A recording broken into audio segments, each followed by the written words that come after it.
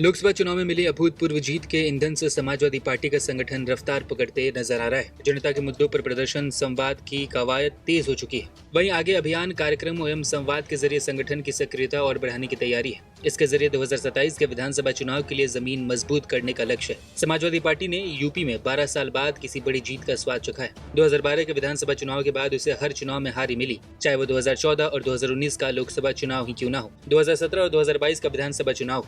इस हार का असर संगठन के मनोबल पर भी पड़ा। हालांकि 2022 के विधानसभा चुनाव में हार के बावजूद भी वोट बैंक की विस्तार से संभावनाओं की किरणें जरूर फूटी थी। इस लोकसभा चुनाव में इन संभावनाओं को परिणाम में बदलकर सपा ने इतिहास का सर्वश्रेष्ठ प्रदर्शन करते हुए लोकसभा में यूपी से नंबर 1 और देश में तीसरा स्थान हासिल किया।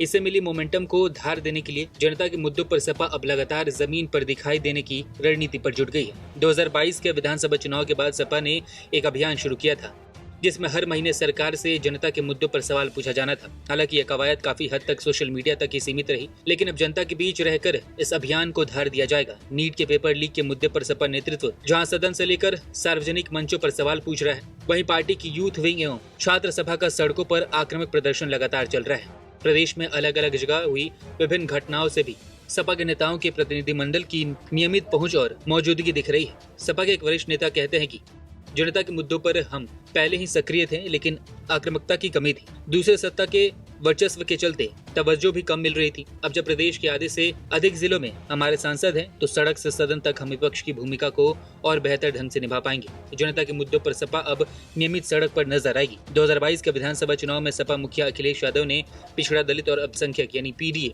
का नया समीकरण तैयार किया था। संविधान और आरक्षण के मुद्दों को इसके साथ जोड़कर उन्होंने पीडीए को जीत के सफल फॉर्मूले में बदल दिया। इसी कोर एजेंडे को आगे भी जारी रखने की तैयारी है। लोकसभा चुनाव के पहले अलग अलग सामाजिक वर्गों के बीच लगाई जाने वाली पीडीए पंचायत पार्टी फिर शुरू कर रही है।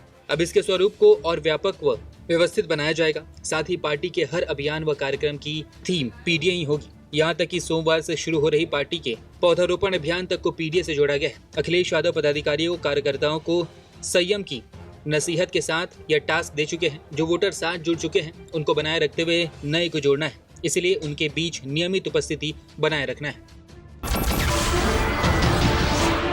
नमस्कार, मैं हूं मानक गुप्ता।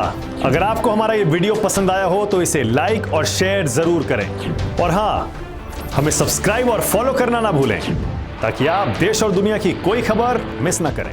तो जुड़े रहिए हमारे साथ और देखते रहिए न्यूज़ 24।